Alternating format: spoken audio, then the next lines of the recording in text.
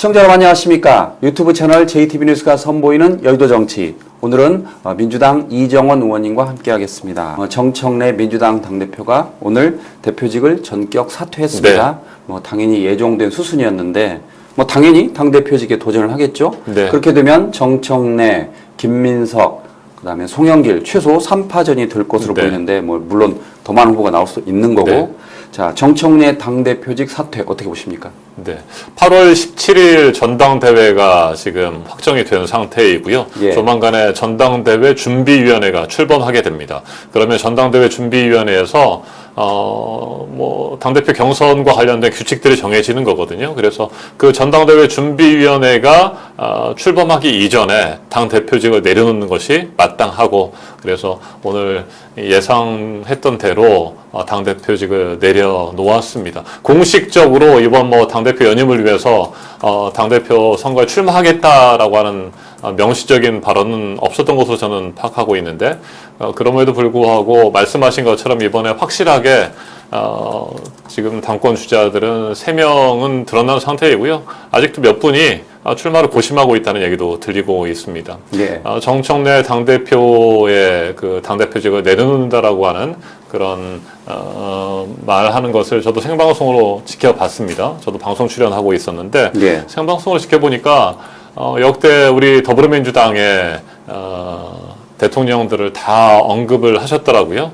그래서 행동하는 양심, 김대중 대통령, 그리고 사람 사는 세상을 꿈꿨던 노무현 대통령, 남북 간의 대화를 성사시켰던 문재인 대통령의 업적에 대해서도 언급을 했고, 또 억강부약 이재명 대통령을 최전선에서 지키겠다라는 얘기를 했습니다. 예. 민주당의 역사를 이어가겠다는 뜻을 분명히 했는데요. 이건 당권에 다시 한번 도전한다는 것뿐만 아니라 다음에 차기 대권까지도 염두에 두고 역대 대통령들을 다 거론한 것이 아닌가라는 그런 해석들도 나오고 있습니다. 예. 그만큼 큰 뜻을 품고 당대표 연임에 도전한다라고 하는 것인데, 현재 더불어민주당 내에서는 최근에 지지율 하락에 대해서, 그리고 지방선거 결과에 대해서 정청래 당대표를 비롯한 당 지도부가 책임을 져야 되는 것 아니냐라고 하는 목소리도 계속 이어지고 있는 것도 사실입니다. 다만 저는 정말 당권 주자라고 하시는 분들이 이제 윤곽을 드러낸 상태이기 때문에 잘하기 경쟁을 좀 했으면 좋겠어요. 그래서 어떤 사람이 당대표가 돼야 이재명 대통령, 이재명 정부와 손발을 맞춰서 당정청이 원팀이 될 수 있을 것인가, 그리고 이재명 정부의 안정적인 국정 운영을 위해서 또 민생 회복을 위해서 누가 더 능력을 발휘할 수 있을 것인가 라고 하는 경쟁들을 제대로 좀 해줬으면 좋겠습니다. 조금 전에 의원님 말씀하신 대로 누가 되든 서로 이렇게 선의의 경쟁을 펼쳐서 아무래도 이제 그 당 대표가 되면은 추후에 이제 대통령 그 선거에 나설 확률이 좀 높아지잖아요. 네. 그래서 경쟁을 하되 설령 비판을 하더라도 비난은 하지 말자라는 게 지금 요즘 민주당에 나오는 이야기인데, 당장 이제 김민석 총리도 조만간 이제 이 대회에 합류를 하겠죠? 어떻게 네, 보십니까? 맞습니다. 지금 총리 후보자에 대한 인사청문회가 이제 조만간에 열리게 됩니다. 예. 총리 인사청문회가 끝나고 총리가 임명되면 아마 곧바로 총리직을 내려놓고 당으로 복귀하실 것 같습니다.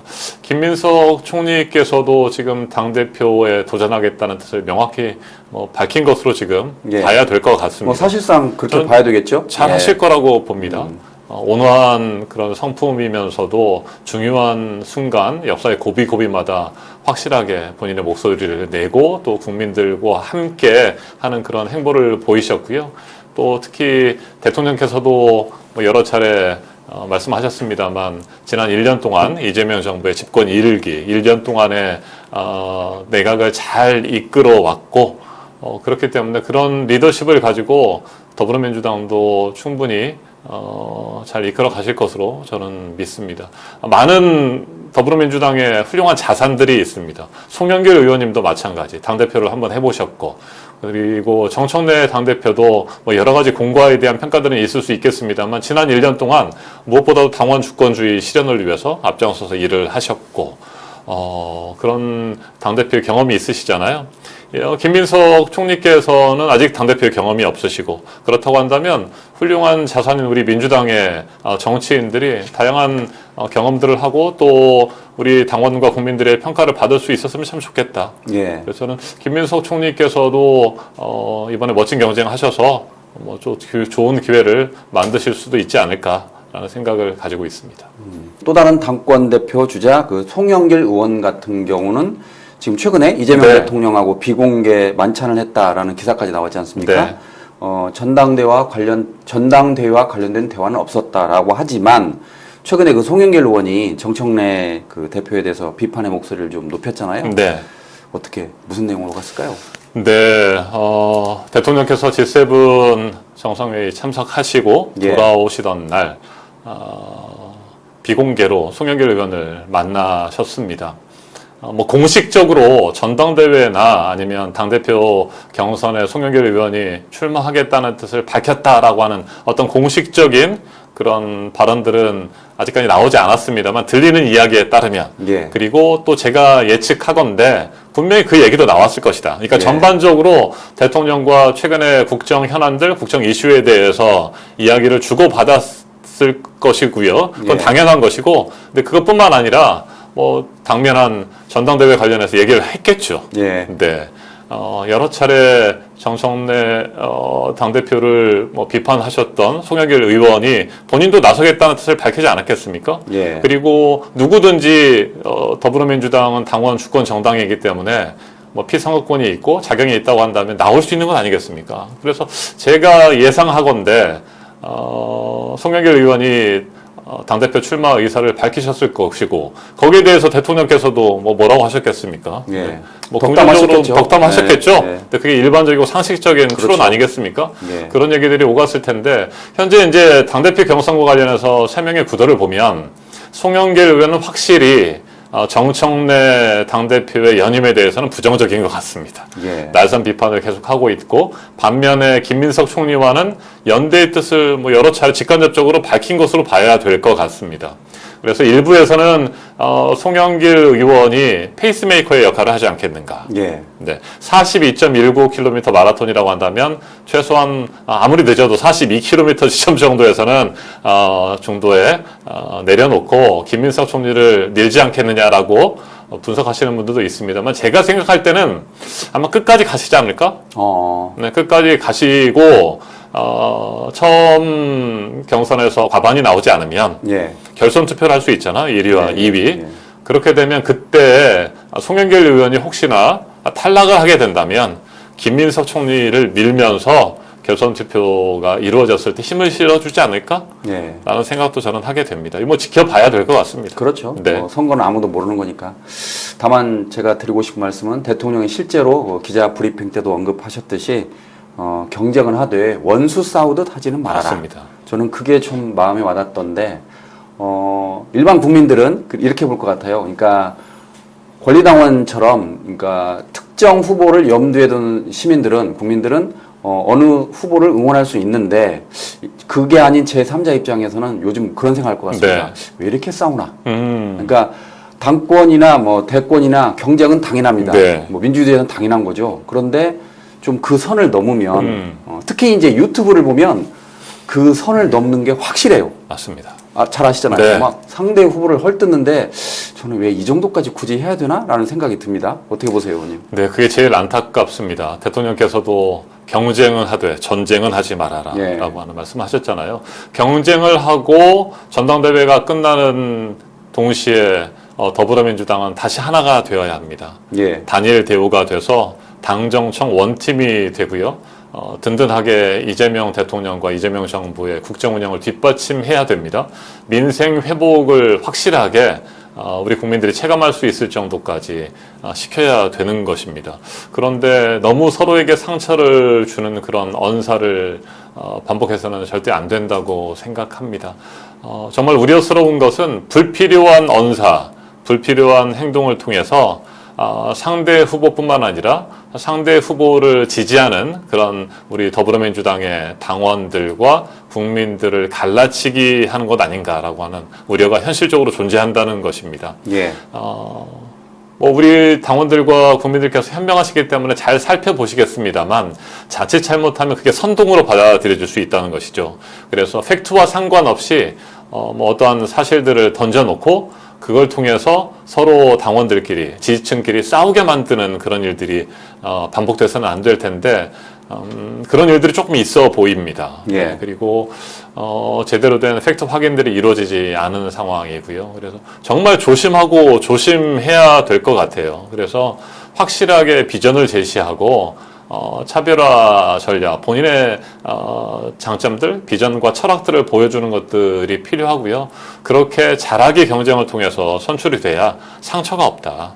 근데 전쟁을 하게 되면 뭐 승리한 쪽이 있을 수 있겠지만 그 승리한 쪽도 피해가 만만치 않지 않습니까? 네, 이번에 이란전에서도 봤습니다만 이란과 미국, 이스라엘의 전쟁 중에서 무고한 시민들 뭐 수천 명이 지금 사망한 상태 아니겠습니까? 그렇다고 해서 전쟁 전과 크게 달라진 것은 없는 상황. 이런 상황이 만들어져서는 절대 안 된다. 이번에 전당대회가 전쟁이 아니라 건전한 경쟁이 돼서 정말 축제로 치러졌으면 참 좋겠습니다. 서로 자제하는 모습들이 필요하고요. 우리 지지자들과 당원들도 좀 차분하게 어떤 후보가 정말 더불어민주당을 살리고 또 우리 국민들의 삶을 보다 나은 그런 상태로 만들 수 있는지에 대해서 냉철하게 평가를 해주셨으면 좋겠습니다. 네. 자, 이번에는 그 선관위 국정특위를 알아보도록 하겠습니다. 네. 위철한 중앙선거관리위원장 직무대행이 이런 말을 했습니다. 네. 우리는 허수아비였다. 또 알고 보니 우리는 무능했다. 네. 그리고 또 사무처에 돌아놨다. 이걸 어떻게 받아야 될지 모르겠는데, 그러니까 지금 많은 국민들이 아시는 것처럼 네. 이 위원장을 그 판사가 재판장이 하다 보니까, 그러니까 이게 그 말 그대로 파트타임이잖아요. 그 이야기도 나왔습니다. 중앙선거관리위원장은 대법관을 겸직하면서 한 달에 한 번 출석하는데 400만 원을 받는다는 거예요. 400만 원.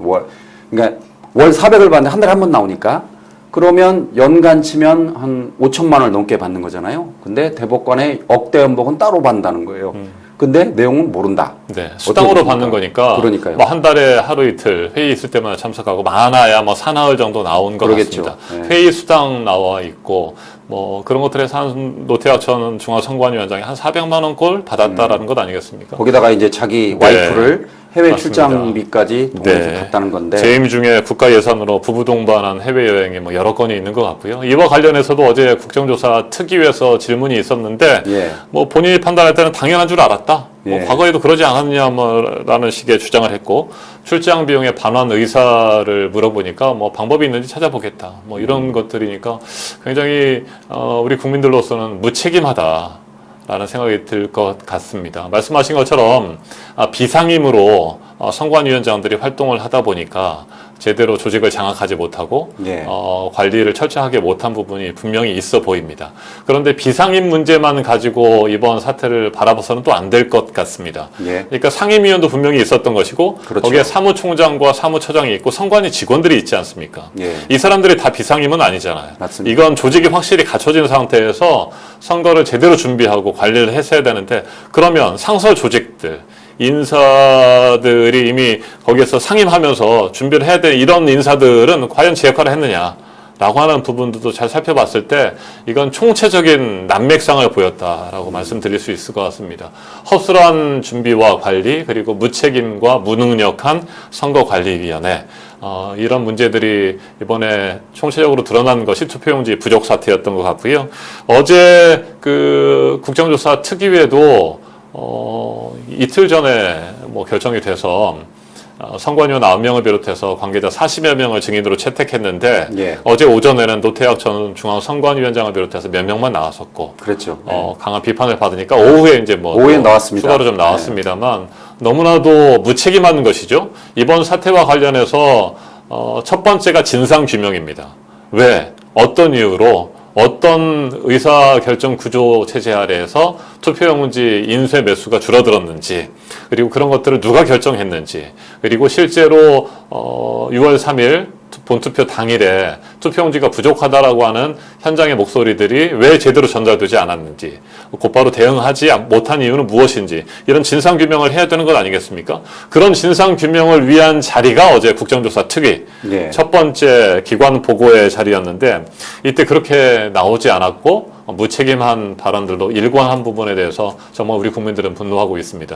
노태하 전 중앙선관위원장의 경우에 어제 그 인쇄 매수를 줄이는 지침 변경에 대해서 물어보니까 자기는 보고받은 기억이 없다라고 얘기했는데, 이것도 거짓말로 드러나지 않았습니까? 네. 지난해 11월 중앙선관위에서 회의할 때 회의 안건으로 버젓이 올라와 있는 것을 확인을 했습니다. 예. 그러니까 자기는 뭐 기억이 없다 이런 식으로 뭐 그냥 거짓말을 했던 것입니다.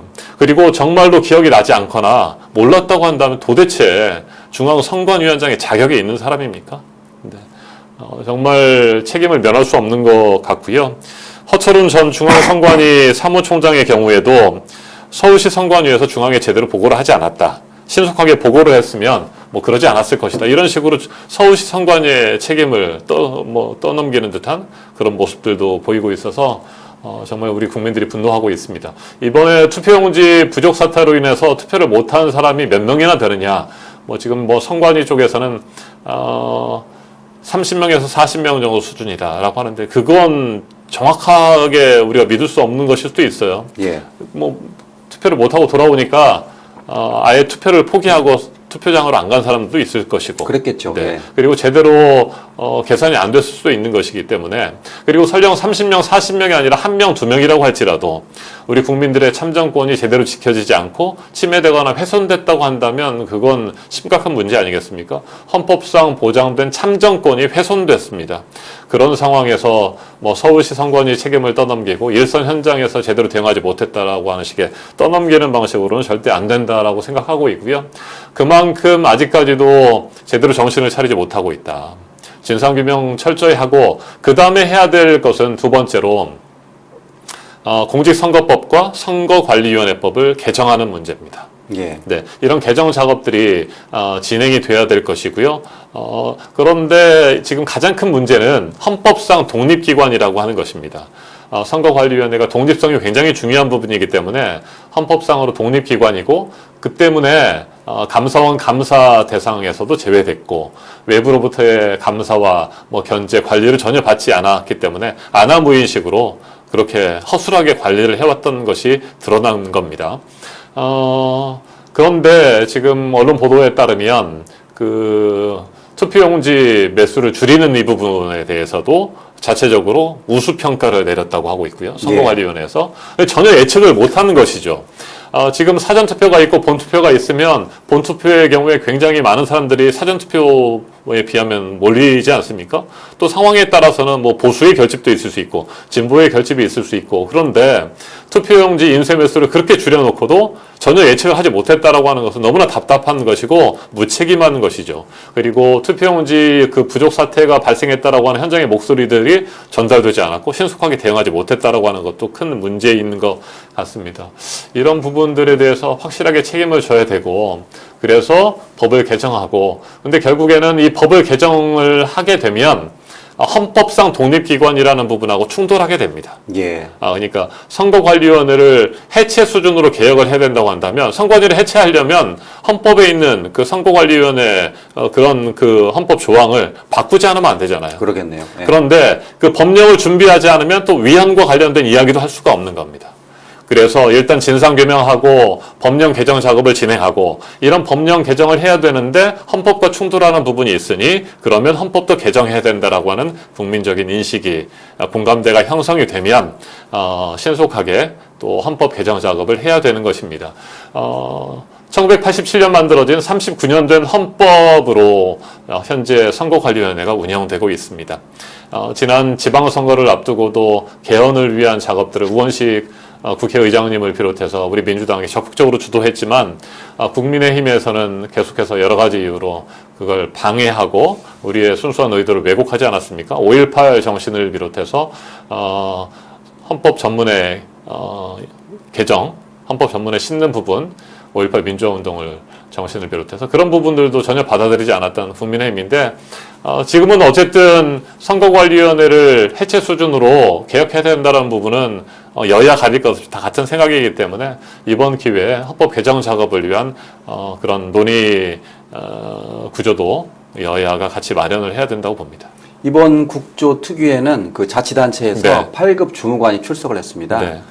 그런데 그 자치단체 공무원의 그 말을 요약하면 우리가 무슨 봉이냐, 네. 왜 모든 책임 우리가 다 떠안느냐. 그러니까 당장 민원인들의 각종 민원을 혼자 다 떠안고, 그리고 또 선관위 직원들은 휴가를 내고 많이 갔다 오는 거잖아요. 네. 그리고 또 밤샘 작업도 본인들이 다 하고, 이거 너무 힘들다. 그래서 실제로 자치단체 공무원 노조가 이번 사태에 관련해서 집단적으로 반발하고 뭐 집회까지 열지 않았습니까? 이 공무원들의 반발은 어떻게 보십니까? 네, 그래서 오늘 그 공무원들의 현장의 목소리를 듣기 위해서 예.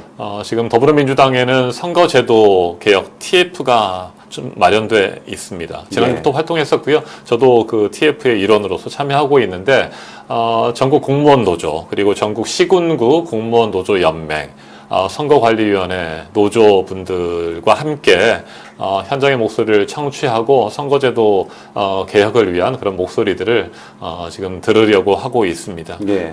그분들의 목소리를 듣고 선거관리위원회를 전면 개편해야 될 것 같습니다. 비상임 위원장을 비롯해서 비상임 그 구조도 잘못된 것이고요. 또 상임을 비롯한 지금 기존의 선관위 조직들 굉장히 많은 문제점들이 그동안에 거론되지 않았습니까? 특히 어제 한 언론의 보도가 있었습니다만 2022년에도 서울 구로구 개봉동이었을 겁니다. 그쪽에서도 400여 명의 표가 제대로 개표가 되지 않은 그런 것들도 사실이 드러났습니다. 예. 그러니까 서울시장 선거에 투표했던 사람들 그 숫자와 서울시 교육감 선거에 투표했던 사람들의 그 숫자가 400여 표가 차이가 난 겁니다. 그러니까 서울시장 투표할 때는 개표가 정상적으로 이루어졌는데 예. 그 교육감 투표했을 때는 그 투표함이 개봉은 됐지만 이게 합산이 되지 않았습니다. 투표 분류기에 들어가지 않은 겁니다. 근데 그 사실을 알고 그냥 투표를 종료해버려요. 예. 그런데 그러면 그 투표지들이 어디 가 있느냐? 그 다음날에 발견합니다. CCTV로. 한 바구니 안에 그 표가 그대로 있는 것을. 예. 그러고도 이게 당락에는 큰 영향이 없다고 하는 이유로 그냥 덮어버리는 그런 상황. 그러니까 이게 선거관리위원회 그만큼 부실하게 선거를 관리해왔다는 것이죠. 그런 문제점들을 전체적으로 다 살펴볼 예정이고요. 저희 더불어민주당의 그 TF에서는 아마 다음 주쯤 해서 선거제도와 관련된 개혁의 큰 틀을 아마 발표할 네. 수 있을 것 같습니다. 예. 자, 이번에는 잠깐 이슈로 그 네. JTBC에 대해 알아보도록 하겠습니다. 최근에 그 JTBC가 그 법원에 그 회생을 신청했잖아요. 네. 근데 일부에서는 나온 보도가 이미 이렇게 나왔죠. 그 법카 사용 중지. 네. 그래서 직원들이 개인 카드를 사용하고 있다는데 네. 제가 듣기로는 개인 카드도 사용을 잘 안 한대요. 왜냐하면 나중에 그게 보전이 잘 안 될 거라는 그런 걱정 때문에. 그리고 실제로 출연료 같은 경우는 뭐 월별로 지급이 되는데 네. 일부 전직 의원 같은 경우는 유튜브에 출연해서 이런 말을 했습니다. 본인이 JTBC 그 유튜브 관련해서 출연을 했는데 작가로부터 뭐 아니면 PD로부터 전화가 왔다는 거예요. 추후에 정산해 주겠다. 그런데 정작 당사자는 받기 힘들 것으로 예상한다라고 지금 말을 하고 있거든요. 네. 어떻게 보십니까? 네, 법인카드 사용이 중지된 것은 이미 뭐 공개된 사실입니다. 예, 회생 이미, 신청을 나왔으니까. 하고 예. 또 그 해당의 금융기관에서 사용 중지가 결정된 상황이기 때문에 그렇죠. 예. 뭐 더 이상 지출할 수 없는 상황이죠. 그래서 월드컵 현지 생중계를 위해서 나가 있는 저희 JTBC 후배들도 법인카드를 쓸 수가 없고 그렇게 해서 이제 개인 카드를 쓰고 나면 나중에 정산해 주겠다라고 하는데 그것이 불안하니까 그러더라도 기본적인 뭐 숙식을 위한 비용 지출은 필요하지 않습니까? 그래서 어쩔 수 없이 개인 카드를 사용하고 있다는 얘기들을 저도 후배로부터 듣고 있습니다. 그리고 출연료 부분은 제가 확인을 아직 못 해봤습니다만 뭐 작가들의 월급이라든지 이런 것들이 제때 지급되지 못했다라는 얘기도 좀 있어서 상당히 우려가 됩니다. 월드컵 중계권 그리고 올림픽 중계권을 따오는 과정에서 지나치게 무리한 부분이 분명히 있는 것 같습니다. 그러니까 지금 중계 패턴도 좀 많이 달라졌고 그런 상황인데 JTBC가 중계권을 따오게 되면 MBC나 KBS, SBS가 재판매에 적극적으로 응할 것이다. 그렇게 해서 앞다퉈서 JTBC에 달려와서 중계를 하기 위해서 배팅을 할 것이다라고 기대했던 것 자체가 좀 잘못된 것 같습니다. 예. 그런 것들에 대한 판단, 시행착오가 이번 사태를 불러오지 않았나 싶고요. 근데 지금 뭐 여러 가지 채무의 상황을 보면 그게 굉장히 많은 액수여서 과연 이 문제를 어떻게 해결할 것인가 쉽게 해결될 걱정이 것 같지는 됩니다. 않아요. 제가 보기에. 왜냐하면 네. 그 금액이 너무 커가지고. 예. 네. 그리고 결정적으로 이번에 MBC나 SBS가 그 중계권료를 사줬다라면 네. 그나마 좀 나을 텐데 사주지 않았고 그 향후에도 이제 이번 월드컵 말고 이제 저기 네. 추후에 올림픽 같은 경우도 분명히 부담하지 않겠다는 거잖아요. 맞습니다. 그 너무 비용이 크기 때문에. 네, 그래서 걱정입니다. 뭐 JTBC가 굉장히 2011년 개국한 직후부터 공격적인 투자를 해왔습니다. 그래서 드라마도 그렇고 예능도 그렇고 제가 몸담았던 보도본부에서도 정말 열심히 일할 수 있었던 것 같습니다. 자부심을 가지고 일했었고 그만큼의 성과도 만들어냈습니다만 이번 사태로 인해서 많은 분들께서 걱정하시고 또 제 후배들의 경우에도 여러 가지 걱정들이 큰 것 같아서 안타깝습니다. 정상화될 수 있는 방안을 찾아야 되는데 어제 뭐 또 법원에 가서 뭐 여러 가지 진술도 하고 그랬던 것으로 저도 보도를 보고 알았습니다. 얼마 전에 그 방법을 좀 일본 찾아야 될 언론에서는 텐데. 이런 네. 방송까지 나왔습니다. JTBC의 경영 위기로 그 월드컵 현재 그 진행 중인데 32강 네. 이후로는 어렵다라고 나왔는데 또 JTBC에서 바로 추가 보도를 냈습니다. 결승전까지는 차질 없이 중계를 하겠다. 네. 그 지금 뭐 이야기가 피파와 나왔습니다. 계속해서 접촉을 하고 있고 그렇다고 하니까 제 생각에도 지금 어차피 중계하고 있는데 그걸 끊기보다는 지금 당장 돈을 지급하면 제일 좋겠습니다만 예.